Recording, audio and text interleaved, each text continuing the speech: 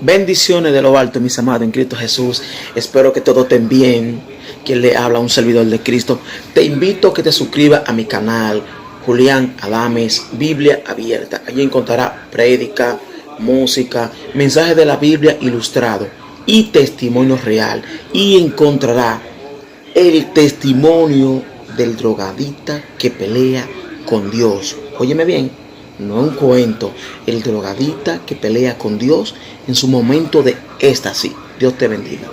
En este momento vamos a tener un tema muy importante en este nuevo canal de YouTube con un tema muy importante que es de las inquietudes que tenemos en muchos seres humanos, personas que estamos en Cristo y nos hemos apartado de Cristo, o personas que permanecemos en Cristo pero tenemos una duda de la cual es importante tener la mayor orientación acorde con lo que dice la palabra.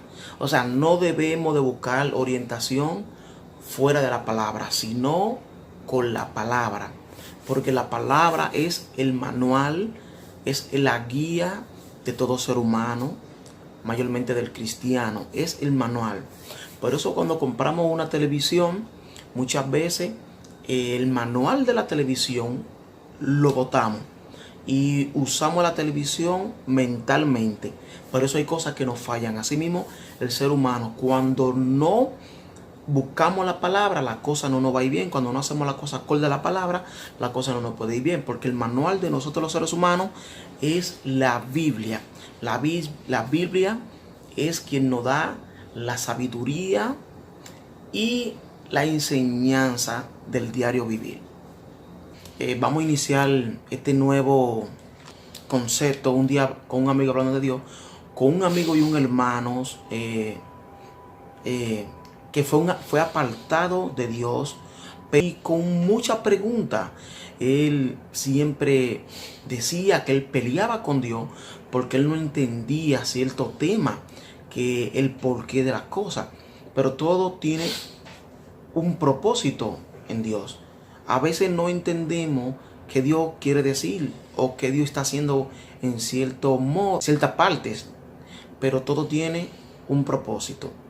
Y sin más preámbulo, nuestro amigo hermano, el cual no vamos a tener la visibilidad de él por razones personales, pero sí vamos a estar escuchando su inquietud a través de largo tiempo y a través de la Biblia, a buscar que Dios nos revele la interpretación posible, cosa que es de Dios, porque todo es bajo la guianza de la palabra y la revelación de Dios. Esto no es del hombre, esto es la sabiduría, es de Dios.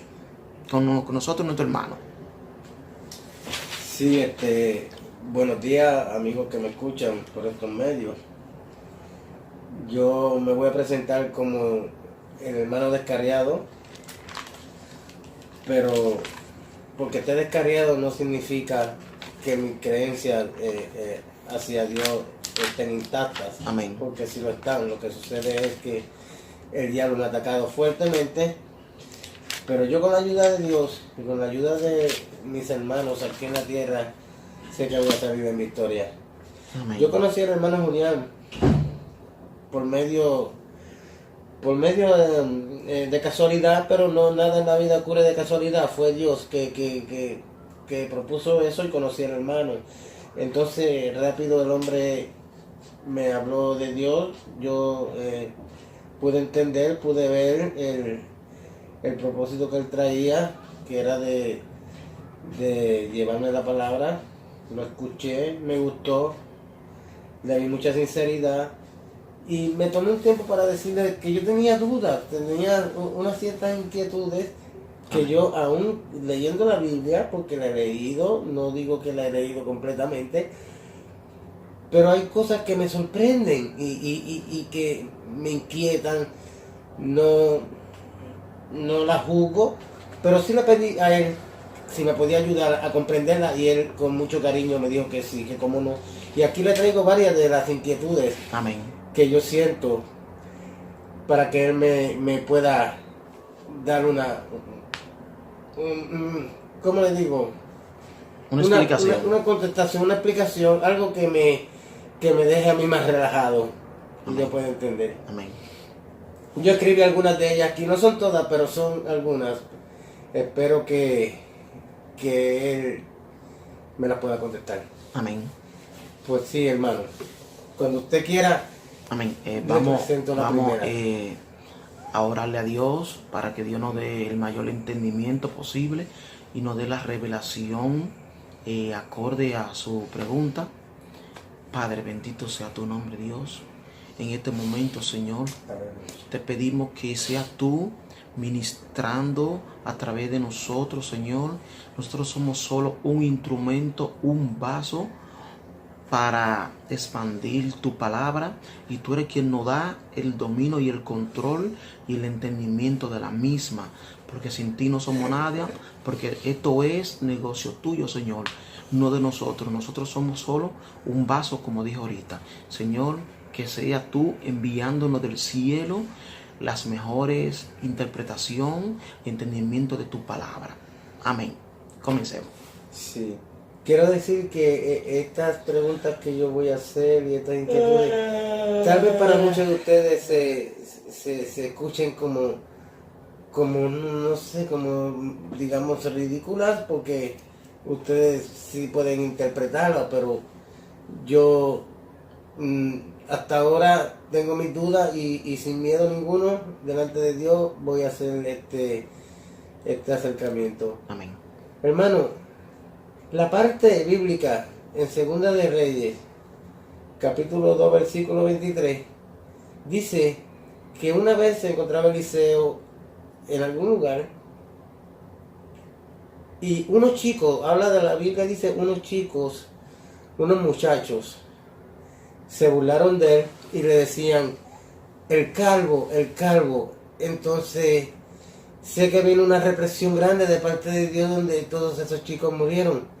Y yo lo que veo ahí es que fue muy seria la represión, porque yo creo que por solamente decirle calvo a una persona no merece morir, y Dios perdonó cosas mayores. ¿Me puede dar una explicación hacia eso, por favor?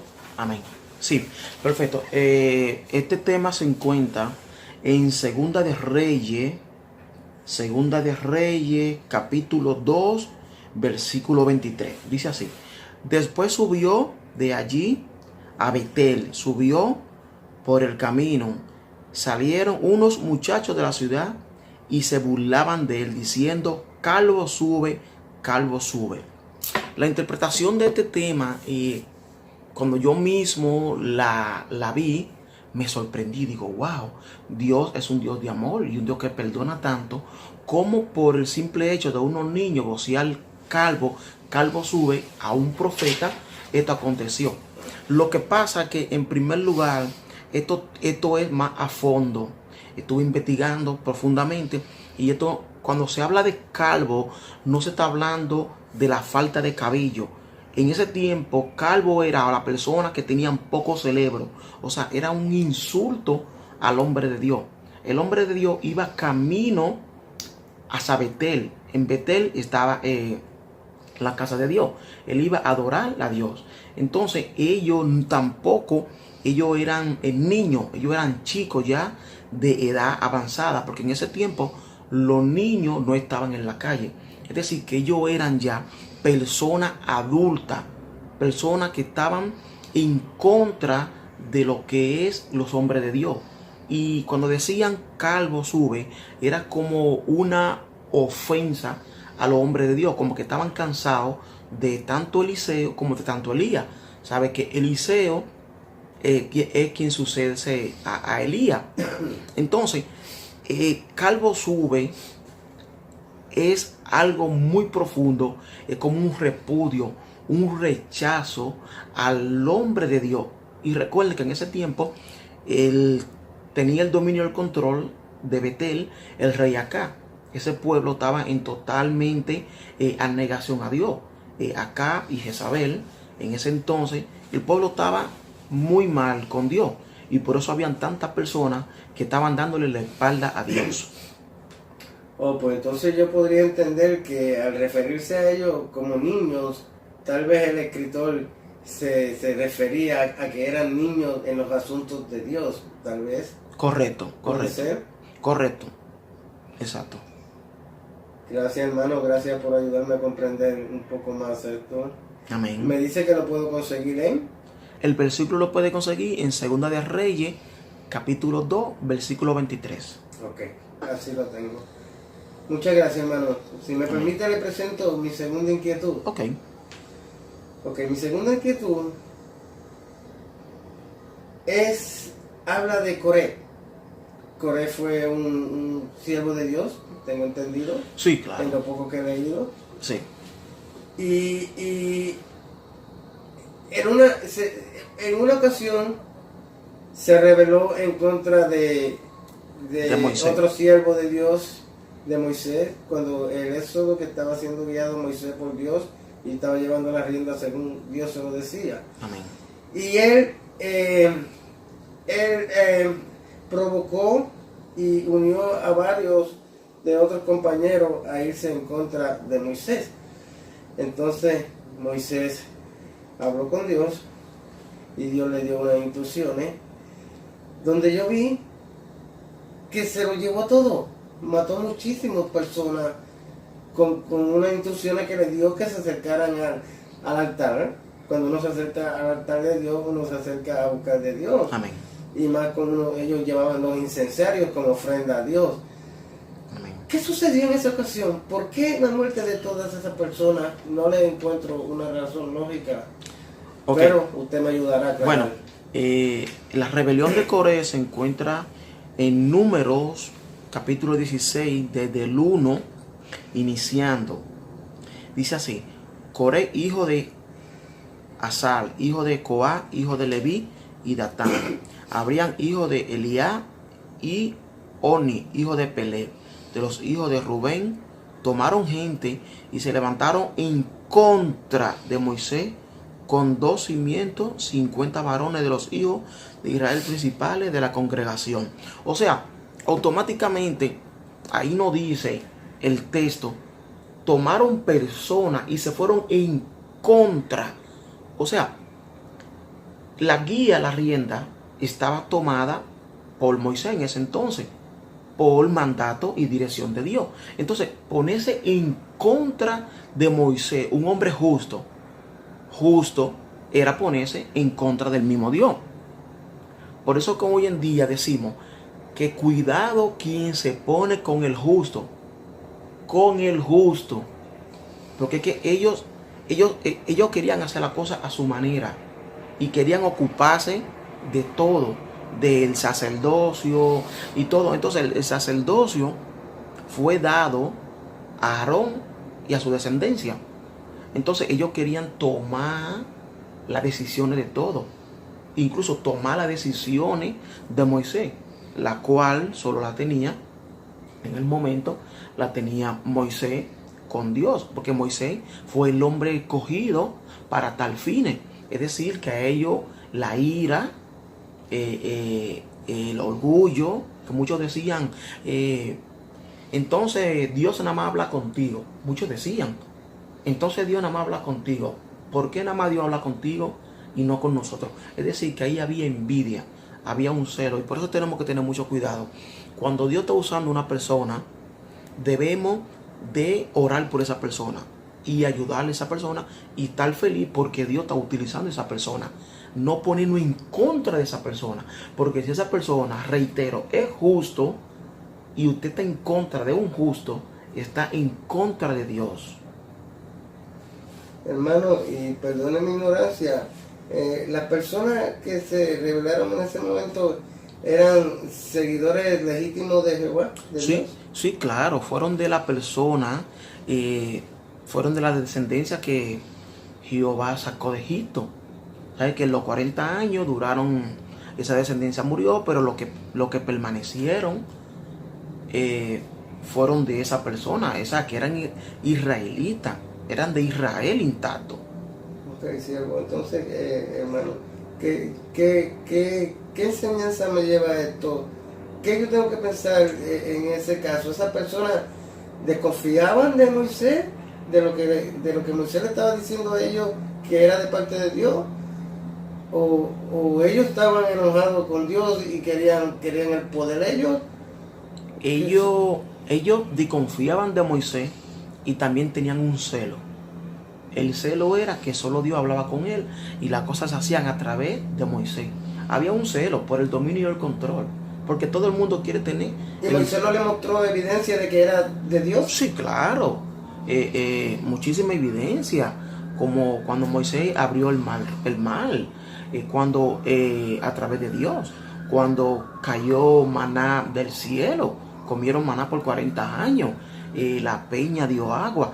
O sea que a través de Dios ellos vieron miles, diríamos, de milagros que Dios hizo a través de Moisés. Es decir, que ellos no tenían el motivo para dudar de que Moisés era un hombre utilizado por Dios. Yo más bien diría que eso era orgullo y celo y envidia y codicia. Entonces yo lo tomaría como... La codicia del poder. Como una fe débil, Sí, que el demonio convenció, sí, claro, y la llevó sí, claro, hasta ese punto. Sí, claro, porque dice la palabra que no debemos de abrirle puerta al enemigo, porque cuando le abrimos una brecha, él se trepa por ahí. Por eso debemos de mantenernos firmes en la oración, en el ayuno, en la búsqueda constante de Dios, en los silicios, en los retiros, al mano de lo que es la armadura de Dios, para no caer en tentaciones, porque eso fue una debilidad por parte de ellos y el enemigo lo usó. Amén. Amén, hermano. No entiendo. Vamos a otro tema, vamos a otra inquietud, hermano. Amén. En la Biblia me habla de dos personajes, uno llamado Balac y el otro Balaam, que yo no tenía conocimiento de quiénes eran las dos personas, pero gracias a usted que me explicó quiénes eran. Entonces ocurrió algo en un momento bíblico, donde creo que Balaam, siendo rey de no sé de qué nación, pidió a Balac que maldiciera al pueblo israelita. Yo no sé por qué, cuál era la situación. Amén. Pero sucede que... Ok, lo que sucede con eso es, recordamos que Israel fue el pueblo elegido por Dios. Entonces, ese pueblo fue muy próspero, porque fue el pueblo elegido por Dios. Entonces, este rey llamado Balá quiso maldecir al pueblo, que el hombre de Dios maldiga al pueblo, para que el pueblo disminuya y su pueblo ascienda. Entonces, él se acercó al profeta de Dios para que maldiga al pueblo. Pero ¿qué pasa? Hay un error donde Balaam comete, el profeta. A ese punto quería llevar, hermano. Ahora que me acordé bien, la pregunta mía era, el propósito era de que ¿en qué falló el siervo de Dios? Porque entiendo que en algún momento falló. Sí, correcto. Por no haber seguido unas instrucciones. Correcto. ¿Dónde viene el fallo de Balaam? Número 1. Cuando Balaam manda a sus capitanes donde el Hijo de Dios, él le dice: espérame un momento, voy a consultar a Jehová. Tan pronto él consulta a Jehová, Jehová le dice que no. ¿Por qué motivo? Porque el pueblo escogido. Pero él se llenó de codicia por el dinero que le ofrecieron. ¿Balá? Sí, Balá le ofreció dinero y riqueza para que maldiga al pueblo. Entonces, automáticamente Jehová le dice: no vaya. Él le dice a ellos: no vaya, no voy, perdón. Entonces, el rey vuelve a mandar. Entonces él dice, espérate, déjame consultar a Jehová. O sea, por segunda vez. Perdona que lo interrumpa, pero yo estoy viendo que él está pidiendo primero dirección a Jehová. Sí, pero el fallo. Sí, ¿dónde viene el fallo? Si Dios te dice, no camine por ahí, ya, Dios no tiene que hablarte más. O sea, él volvió a hacer la misma pregunta. Pero la insistencia, pero era porque en el corazón de él estaba la ambición del dinero que le habían ofrecido. Estaba el deseo de que Jehová lo aprobara. Exacto, el deseo de que Jehová lo aprobara porque iba a ser próspero. Okay. Por eso que no debemos de hacer nada por dinero. Todo lo que hagamos, dice la palabra, hacerlo para Dios y no para el hombre. Él quería hacer las cosas, era por el dinero que le habían ofrecido. Entonces, él fue a consultar a Jehová 3 veces. Ya Jehová, me imagino, se cansó y dijo, vete, pero tú vas a decir lo que yo diga. Pero ya automáticamente es un rebelde, es una persona que está faltándole a Dios. Sí, incluso cuando iban en el camino, aunque siguió instrucciones, no era lo que su corazón quería. No era lo que su corazón quería, porque Dios escudriña los corazones. Porque dice la palabra en Romanos 10:10 que con el corazón se cree para justicia, con la boca para salvación. Entonces él iba a maldecir un pueblo de cual era ya elegido. Estaba totalmente mal. Otra cosa, él iba tan pendiente a la codicia que él no vio el ángel cuando se le apareció al frente. Dios tuvo que utilizar a la burra. Tengo entendido que habló la burra. Habló la burra. ¿Por qué habló la burra? Porque Dios le abrió los ojos a la burra para que pueda ver en el momento espiritual que él notaba. Por eso cuando estamos en un momento carnal, estamos ciegos. Pero cuando estamos viendo la visión de Dios, tenemos los ojos espirituales abiertos. Él no vio, porque él tenía los ojos carnales en el momento. El dinero lo cegó. Entonces, cuando la burra lo atetera de la pared, que la burra no hay por dónde caminar, él le da a la burra. Ahí la burra habla. ¿Por qué la burra habla? Porque la burra está viendo lo que él no está viendo. La burra está viendo el ángel de Jehová al frente, pero él no lo está viendo porque él tiene los ojos espiritual totalmente nulo, no está viendo. Entonces Dios no quería destruirlo, porque si lo hubiera querido destruirlo no hubiera puesto a la burra a hablar, de una vez ya lo hubiera destruido, ¿no? Porque Dios le dio la oportunidad. Dios quería darle un mensaje tanto a él como hoy en día a nosotros. Exacto. Por eso dice la palabra cuando Jesucristo dijo, yo vine al mundo para que los ciegos vean y los que vean no vean. Por eso que los fariseos no lo entendieron. ¿Cómo así? Tú vienes al mundo para que el ciego vea y nosotros que vemos que no veamos. Era la ceguera espiritual. Jesús estaba hablando de la ceguera espiritual. Cuando nosotros no nos damos cuenta de las cosas malas que estamos haciendo, estamos ciegos espiritualmente. O cuando un cristiano estamos haciendo cosas malas, nos apartamos de Dios y espiritualmente estamos ciegos. Cuando hacemos lo incorrecto a lo que dice la palabra. Ok, hermano. Ahora que estamos hablando de eso, me viene a la mente algo similar a lo que estamos hablando, y es la historia de Nicodemo. Oh, perfecto. Por eso fue que Nicodemo no entendió cuando Jesucristo dijo, tiene que nacer de nuevo. Cuando él habla de nacer de nuevo, Nicodemo se asombra. Pero nacer de nuevo se refiere es que la persona debe de tener un arrepentimiento, un cambio, una nueva vida. Debe de ser bautizado en agua, luego ser bautizado en el Espíritu. Entonces Nicodemo no entendió esa parte. Era dejar la vida mala, dejarla atrás y tener una nueva vida. No era introducirse nuevamente. Él lo tomó literalmente. Exacto, él lo tomó literalmente, pero era una palabra metáfora. Era una metáfora. Tú tienes que ser otro hombre. Tú tienes que nacer de nuevo. Tú tienes que ser revestido y lleno y purificado. Cambiar el chip completo en su totalidad de lo que es el hombre viejo y la falta de conocimiento. Porque él era un maestro de la ley. Él era un maestro de la ley, pero sabía de lo terrenal, pero él no sabía de lo espiritual. Por eso Jesús le dijo, pero tú eres maestro de la ley, y de lo que hablamos sabemos. O sea, por eso tenemos que tener cuenta, de lo que nosotros hablamos tenemos que tener conocimiento. No podemos irnos a pararnos a un púlpito a hablar cosas de las cuales no sabemos. Eso es muy importante.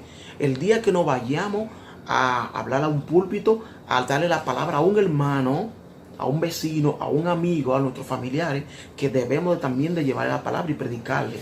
Pero debemos de tener primeramente el discernimiento y la guianza de Dios y su Santo Espíritu, para luego dar una explicación correcta y acorde a la palabra. No invento de nosotros, dije, no, porque yo creo. No creamos. Tiene que ser con certeza. Aquí está el manual. Todo tiene que estar bajo la guianza de Dios, y aquí está el manual y con certeza de lo que estamos hablando. Hermano, y gracias por la orientación que me continúa dando. Amén, la gloria sea para Dios. Todo el tiempo. Voy a seguir con mis inquietudes y le voy a presentar otra. Amén. Le quiero presentar la inquietud que tengo con la historia del siervo Lot. Ok. Y tengo entendido que su esposa, por el simple hecho de haber mirado atrás, terminó hecha una estatua de sal. Oh, ok. ¿Me puede explicar a consecuencia de qué? Sí, vamos a ir rápidamente al manual, cuál es la Biblia, en cuál se encuentra la cita bíblica en Génesis 19, verso 26. Pero vamos a iniciar desde el 23. Okay. Dice así: el sol salió sobre la tierra cuando Lot llegó a Zoar. O sea, Zoar fue el sitio que Dios le indicó para que se apartase de la que iba a ser consumido. Entonces Jehová hizo llover desde el cielo azufre y fuego sobre Sodoma y sobre Gomorra, y destruyó las ciudades y toda aquella llanura con todos los habitantes de aquella ciudad y el fruto de la tierra. Entonces la mujer de Lot miró a espalda de él y se volvió estatua de sal. ¿Qué es lo que sucede con este punto? Lo que pasa es que la mujer de Lot añoraba su vida antigua. Cuando nosotros, el ser humano, venimos a Cristo y estamos pendientes a la vida que dejamos atrás, eso no pasa. No nos pasa literalmente como le pasó a ella, porque ella tenía el corazón de ella, lo tenía incrustado en esa ciudad de maldad, esa ciudad de pecado. Entonces, cuando hoy en día ya venimos a Cristo, somos una nueva criatura. Debemos de seguir hacia adelante y no mirar al pasado, porque y el pasado tenemos que dejarlo atrás. He aquí, todas las cosas son hechas nuevas. No fue simplemente porque miró atrás, sino que en el corazón de ella estaba el deseo de quedarse en el pueblo. Incluso ella no creía, ella no quería salir, pero por complacer a su esposo y a sus hijas, ella se fue, pero se fue con el corazón teniéndolo en aquel lugar. Ok, pero yo entiendo que nosotros por ser seguidores de Cristo y creyentes de la verdad, también tenemos sentimientos por las personas que dejamos atrás. Tenemos amistades, tenemos familiares que aunque estén en pecado, nosotros, Dios nos llama a la misericordia. Amén. Entonces me supongo que tal vez, bueno, lo único que yo sé que Dios lo sabe todo. Amén. Dios sabe las verdaderas intenciones de ella. Sí, porque, ¿sabes? Recuérdate que Dios escudriña los corazones antes de que nosotros abramos la boca. Dios sabe el corazón. Y hoy en día, bajo el nuevo pacto, bajo la gracia, porque en aquel tiempo, sabe que era Dios era un poco más recto, gracias al Señor y a su misericordia, y bajo el nuevo pacto, Dios tiene más misericordia con nosotros hoy día. Entonces, las personas que están atrás, como tú acabas de decir, esa persona, Dios hoy en día nos manda a que le prediquemos, a que le digamos la buena nueva, a que le hablemos de Cristo, para que las personas tengan una conversión y un arrepentimiento sincero. ¿Para qué? Para que su alma no perezca en el Seol. Yo me imagino que al yo tomar esa decisión era porque ya no podía haber hecho más nada por ese pueblo. Me imagino que le había hablado varias veces. Dios se cansó, incluso. Se cansa, ¿no? Sí, porque todo tiene que tener un límite. Dios, mira, es que no hay nadie justo. Es más, si hay 10 justos, Sí. Dios, o sea, que Dios le dio chance. Dios dio chance, igual como cuando cuando Noel dio chance a que la gente se salve. Pero pasa algo, que el ser humano no queremos venir a Cristo. Hoy en día usted invita a una persona para la iglesia y le pone 1000 peros. Le pone 1000 peros, usted lo va a buscar en su vehículo, usted le dice, mira, después de la iglesia vamos a ir a almorzar. No quiere, la gente no quiere entender. Tú le dices, Cristo viene y va a decir, yo estoy cansado de escuchar lo mismo. Lo que pasa es que la gente no entiende que un día de Dios son 1000 años del hombre. Entonces ningún hombre dura 1000 años. Pero sí hay una verdad y una seguridad y una certeza. Y es de que Cristo viene. De que Cristo viene nuevamente. Va a haber una segunda oportunidad que Cristo va a venir. Pero Cristo no va a venir como vino antes. No. Cristo va a venir con poder. Con poder. Ya no va a ser como vino antes. Que a lo suyo vino y a lo suyo no le recibieron. No le reconocieron. Y todavía hay como decimos en la calle, él vino con pañitos tibios. Sí, exacto. Esta vez viene con mano dura. Incluso hay un grupo de personas que todavía creen que él no ha venido. Hay un grupo de personas. Sí, hay un grupo de personas que creen que él no ha venido todavía. Judío. Por eso hoy en día debemos de buscar la guianza de Dios. Porque no todos los judíos creen en Cristo. No todos los judíos son cristianos. Y ese es un tema muy importante. ¿Por qué? Porque a veces nos quieren marear y vendernos que tú el que vive en Israel cree en Cristo, que tú el que vive en Israel es cristiano. Y eso no es así. Eso no es así. Entonces yo entiendo que con el mensaje de convertir a la esposa de Lot en una estatua, él nos está enviando un mensaje de que debemos de ser más obedientes. Más obedientes y seguir hacia adelante. Que ya lo que dejamos atrás no debemos de volverlo a tomar. Porque es como ejemplo, si tú tienes una cubeta de agua y después que tú mapeas, esa agua tú la botas. O sea, esa agua ya tú no la usas para atrás. Entonces vamos a ponernos un ejemplo, no es lo mismo, pero para que entender un poco, vamos por ejemplo a ponernos en... Hermano, usted usa mucho las parábolas. Sí, una parábola. Sí, exacto, para poder compenetrar a la persona, porque habemos muchas personas que a veces estamos en los sitios y no entendemos a la perfección, pero cuando tú buscas como una palabra más llana, algo más sencillo, dices, oh, ya lo entendí. Entonces, por eso es la palabra que Jesús hablaba de diferente manera. Y personalmente la parábola era su número 1 con Jesús. Usted me tocó el tema ahí de otro siervo de Dios, me dijo el nombre, el que se lo comió el pez. El pez o Jonás. Jonás, me puso por ejemplo Jonás. ¿Fue un caso parecido con la ciudad de Nínive, lo de Gomorra y Gomorra? Bueno. ¿O no había castigo para Nínive en esa ocasión, era para Jonás específicamente? No, el castigo no era para Jonás. El castigo era para Nínive. Nínive estaba en pecado como Sodoma y Gomorra. Okay. Pero ¿qué sucede? Que Nínive se arrepintió. ¿Dios utilizó a Jonás para llevar un mensaje? Sí, claro. Dios. ¿Y él Él no fue. Él no fue. Él se fue a otro sitio.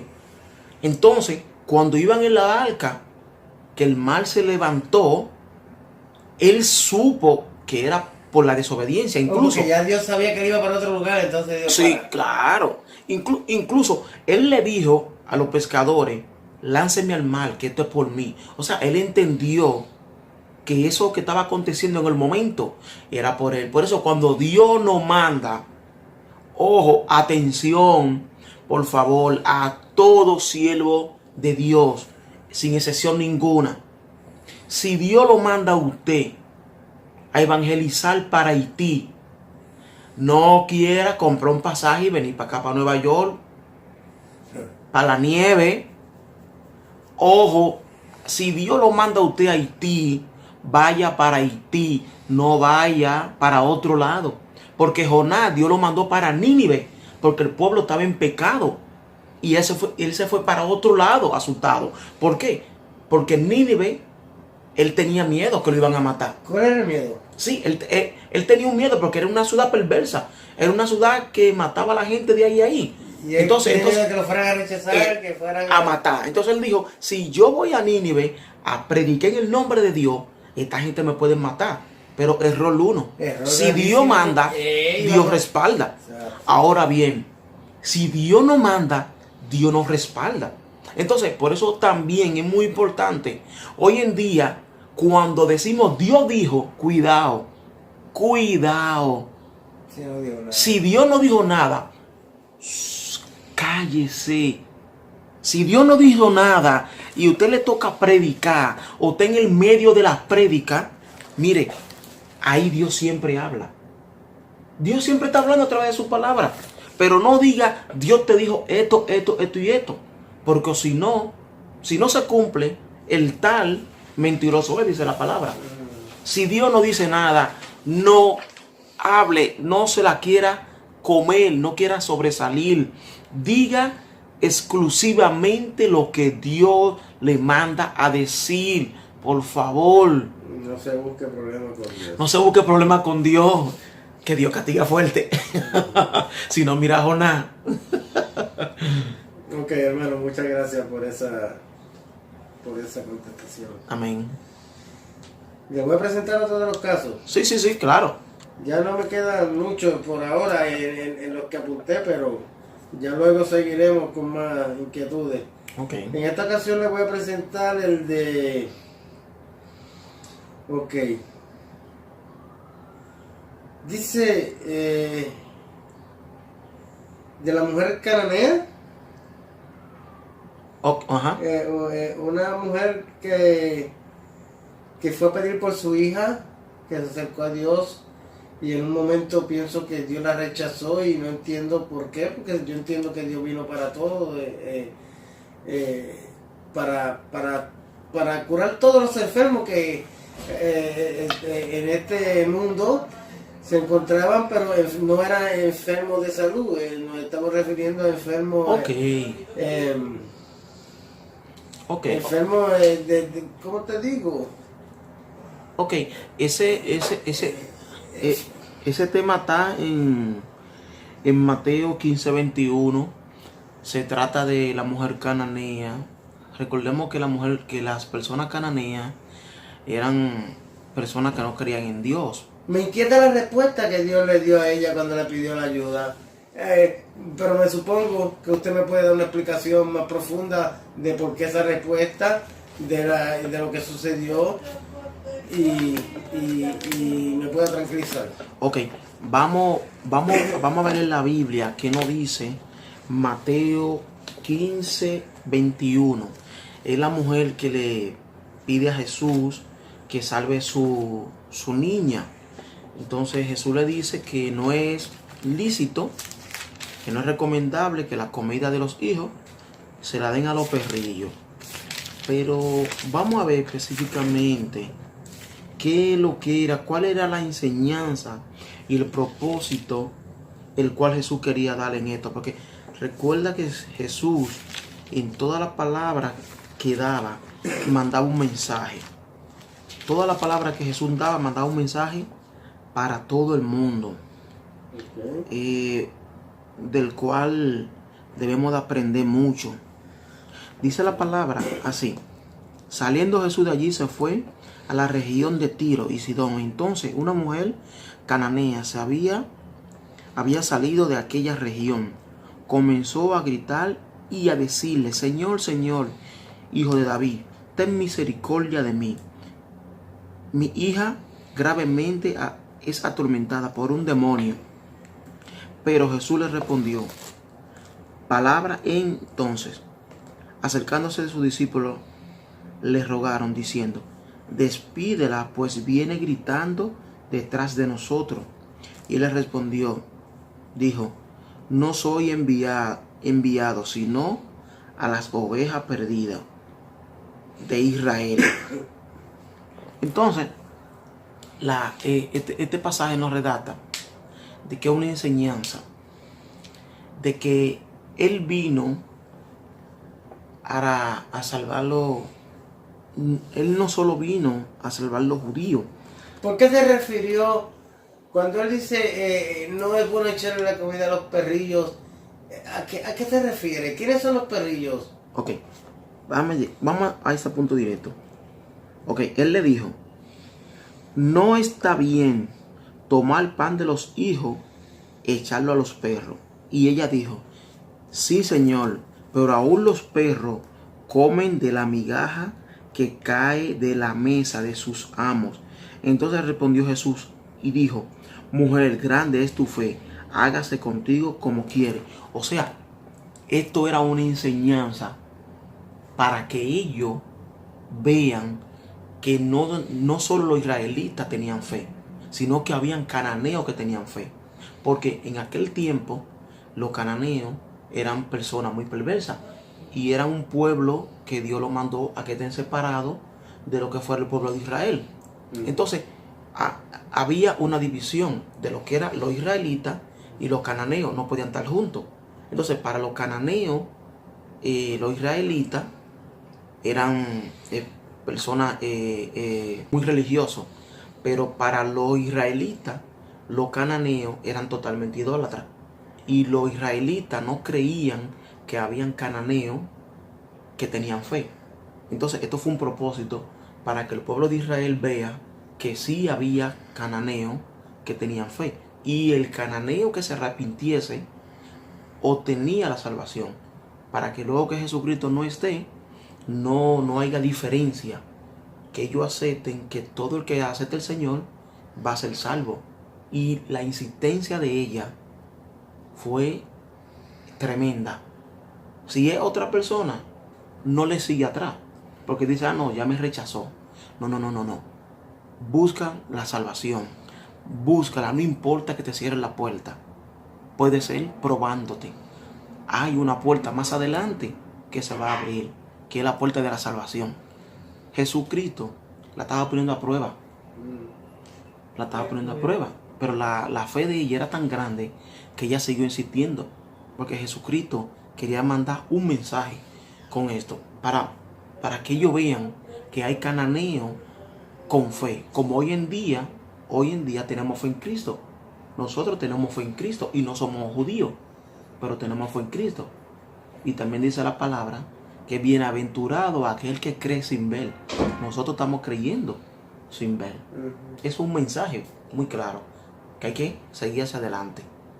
Hermano, ¿el término cananeo se refiere al lugar de procedencia de esas personas? Sí, la tierra de Canaán. ¿De Canaán? La tierra de Canaán. Canaán. Ok. Entonces, debo de tomarlo que eso fue como una enseñanza que él le quiso dar a los discípulos. Una enseñanza. Para mostrarle que no solamente los judíos tenían fe, sino que personas de otra procedencia, de otros lugares, tenían tanta más fe que sí, ellos. Incluso había personas con tanta fe que cuando Cornelio, el centurión romano, fue donde Jesús... Ese tema se lo voy a tocar también. Aleluya. Tenía también algo escrito sobre eso, pero qué bueno que lo tocó. Ok. Cuando Cornelio fue donde Jesús, Jesús estaba con sus discípulos, que también fue una enseñanza para ellos. Sí. Él le dijo, mi siervo está enfermo en casa. Entonces, cuando Jesús iba para la casa de él le dijo no. ¿De Cornelio? De Cornelio. Los discípulos, era un centurión del gobierno. Sí, del gobierno. Contrario del pueblo. Que estaban en contra de Jesús en ese momento. O sea, eran contrarios porque ellos eran que dominaban la ciudad y todo el territorio. Pero no aceptaban las enseñanzas que estaba dando Jesucristo, ¿no? No. Los romanos no aceptaban la enseñanza de Jesucristo. Entonces había una división entre los romanos y los judíos. Okay. Había una división, no se gustaban. Y al Cornelio acercarse a Jesús, no se podía buscar problemas con las personas del rey que trabajaban, que sí. Él trabajaba, ¿sí? Diríamos que sí, pero hay algo, que cuando una persona tiene fe en el Dios Todopoderoso, no hay límite, no hay barrera que lo pare. Okay. Porque él se podía buscar, diría un problema con que los superiores de él se dieran cuenta que él anda atrás del Mesías. Entonces la fe de Cornelio lo hizo acercarse a Jesús para que sanara a su siervo. A su siervo, correcto. Okay. Entonces, mira lo importante de este pasaje. Que cuando eso acontece, él está junto con los discípulos. Porque él sabe que hay discípulos de él que andaban con él que no estaban 100% navegando en la fe. Estaban variantes, en dos aguas. Se puede decir. Entonces, cuando Jesús va para la casa de Cornelio, él le dice, no, con el simple hecho de tú solo abrir tu boca, él va a ser salvo. ¿Por qué? Porque yo tengo siervo también en mi casa. Yo le digo, ve allí y va, sí. Entonces él le dijo, no vaya, porque yo también tengo siervo en mi casa, que yo le digo, ve esto y me lo hace. Entonces Jesús dijo, wow, qué fe tan grande. Ni en Israel hay tanta fe como en este hombre. O sea, que eso fue mensaje claro. Con que Jesús le dijera, ven en paz, que tu hijo está bien, con eso él se conformaba. Eso él y no tenía que ir presente, porque él confiaba en su palabra. Exacto. Cosa que los judíos, muchos judíos, decían como Santo Tomás, ver para creer. Pero este romano no dijo ver para creer. Este romano dijo, con tan solo tú decir que ya está sano, hablarle al Padre, porque es otra cosa. Jesucristo nos daba también otra enseñanza. Él siempre, aunque él tenía el poder, él siempre oraba a Dios. ¿Para qué? Para una enseñanza para nosotros hoy en día, que todo lo tenemos que hacer orando a Dios. Y él era Dios.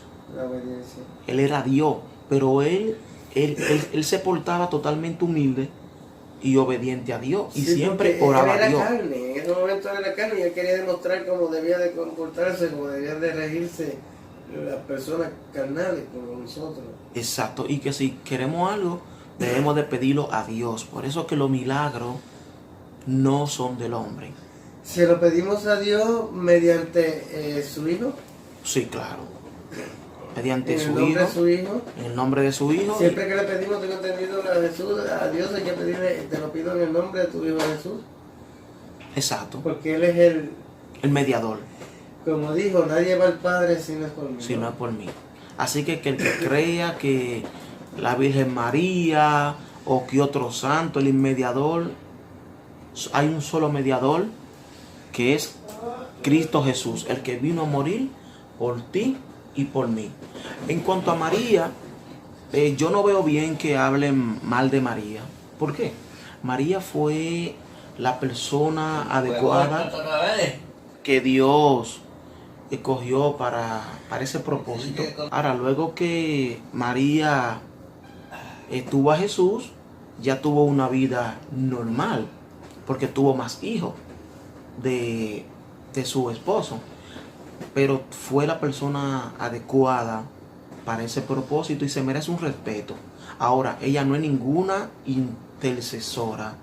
Ella no hace ningún milagro. Ella fue salva porque ella creyó en su hijo y creyó en Dios. Ella fue salva. Ella está en el cielo también porque Dios la salvó porque fue muy fiel creyente a Dios. Pero ella no hace milagro.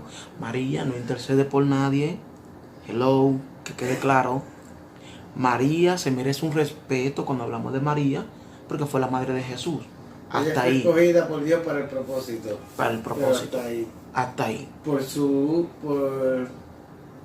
Porque era una mujer recta. Y muy humilde.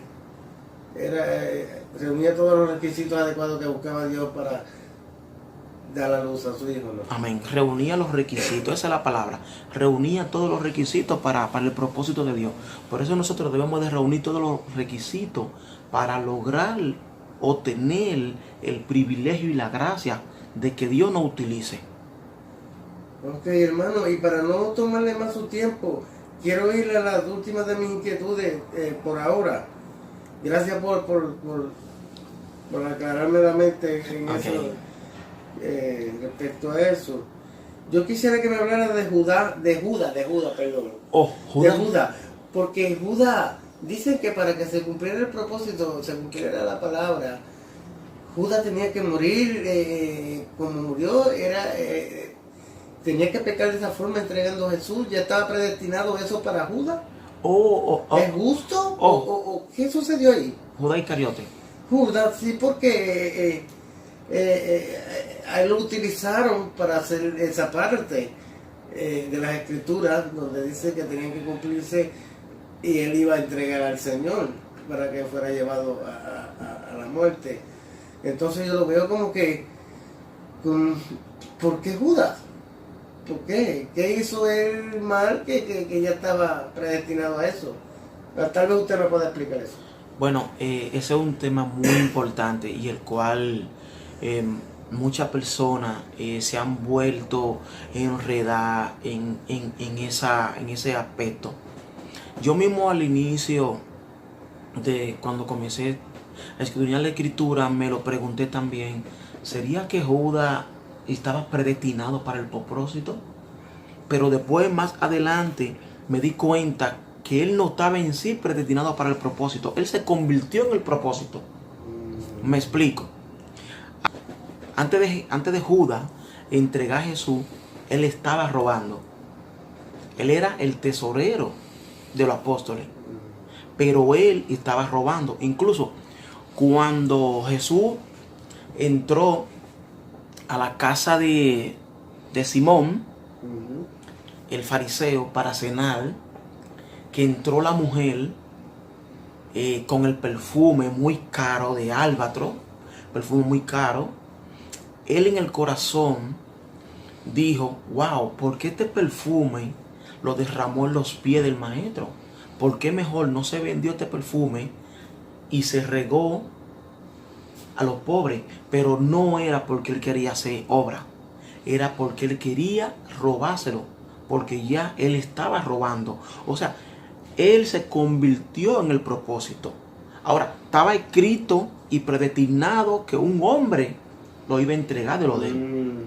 Pero él se ganó ese propósito. Es como cuando nosotros... No era que ya Dios traía las intenciones de que fuera él. No. Porque es que Dios no tienta a nadie. A lo que hizo mal, se ganó el propósito. Exacto. Dios no tienta a nadie. Dice la palabra que no hay pruebas, que no hay situaciones que no sean humanas. El diablo nos ofrece y nosotros agarramos. Como cuando Jesús estaba en el monte. El diablo le ofreció y Jesús no lo aceptó.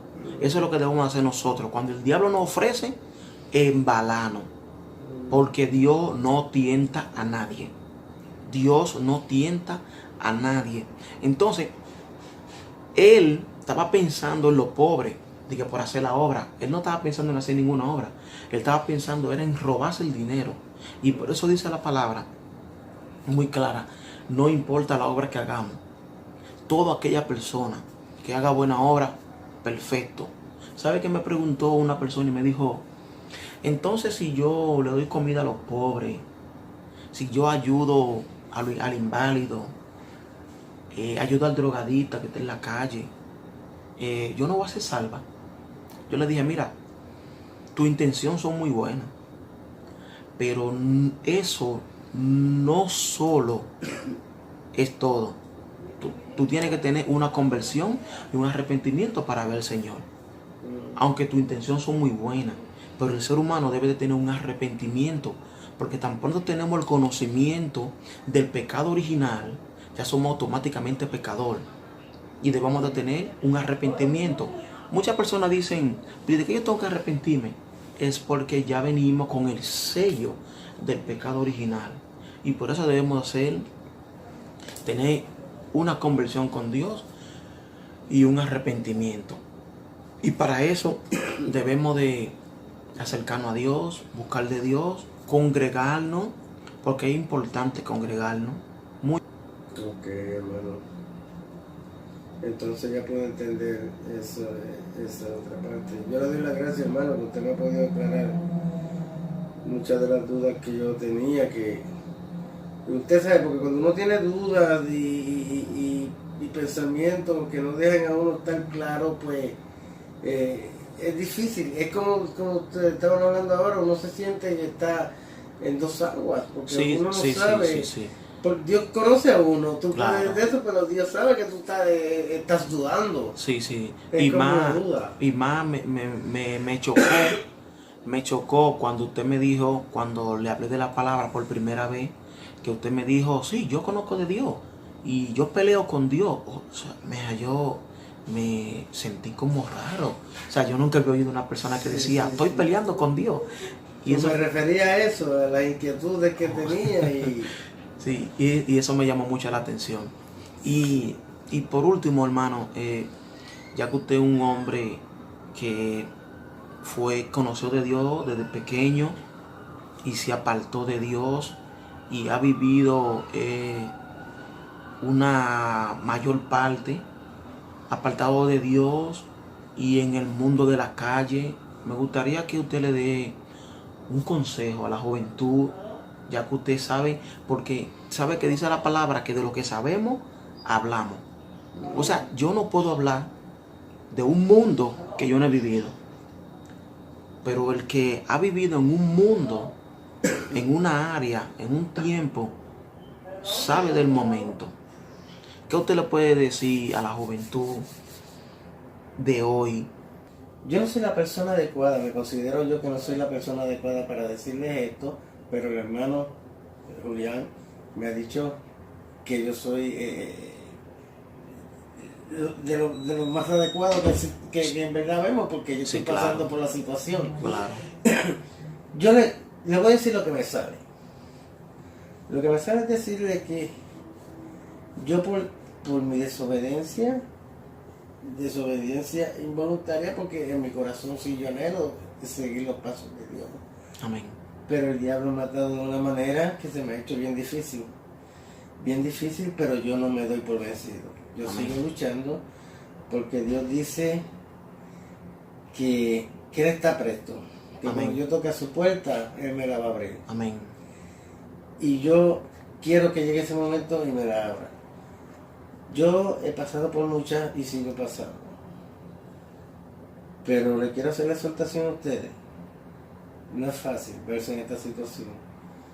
Por favor, busquen de Dios, porque Dios es el único que nos puede librar de esto. Dios es el camino, la verdad y la vida. Amén. Entonces, tenemos que poner nuestra vista en Él para no caer en estos conflictos y situaciones en las que yo estoy ahora. Yo no quiero ver a ninguno de ustedes en situaciones así. Y es más, Dios nos pide, Dios nos llama con amor y cariño, pero más que una necesidad, es una obligación que tenemos con Dios. Amén. Porque si vemos en el fondo, tenemos que ser agradecidos con Él. Amén. Por la vida, porque Él nos dio el regalo más grande del mundo, que es la vida. Amén. Entonces, tenemos la obligación de agradecérselo a Dios. Ahora, Él nos da libre albedrío. Tú se la puedes agradecer si quieres, si no, mira, no se la agradece. pero ya tú sabes, si no se le agradece, no vas a terminar bien. Amén, sí, es muy Tu importante. vida va a ser siempre un infierno. Amén, es muy importante lo que él acaba de decir. Por eso dice la palabra que el que sabe de algo, el que ha pasado por algo, es la persona idónea para darle un consejo. Hoy en día él se ha referido muy bien a usted de la juventud. Por favor, los vicios de toda índole, no ponerse con sus padres. Hoy en día muchos menores de edad le faltan respeto a los padres. ¿Y sabe qué me causó mucha tristeza? Que un día iba yo camino para la iglesia y vi un niño apenas como con 8 años, prácticamente casi dándole golpe en el bus a la mamá. Y yo dije, wow, con 4 años más, ¿qué esperaríamos con 4 años más? Es decir, que la juventud, por favor, cuídese mucho, no droga, no alcohol. De alcohol sí yo le puedo hablar, porque yo fui una persona que estuve metido en el alcohol de verdad. Y no me gustaría que nadie esté en este camino. Y un camino muy triste. Y todo lo que sea ilícito, huir. Todo lo que sea pecado, huir de él. Y porque dice la palabra en Apocalipsis 3:20, he aquí yo estoy y toco la puerta. Si tú abres la puerta, Cristo morará contigo. Si tú no abres la puerta, Cristo no va a morar en tu casa. ¿Tú quieres que en tu casa more Cristo? Abre la puerta. Tú eres quien tiene la puerta cerrada. Tú tienes la puerta cerrada. Dios te bendiga.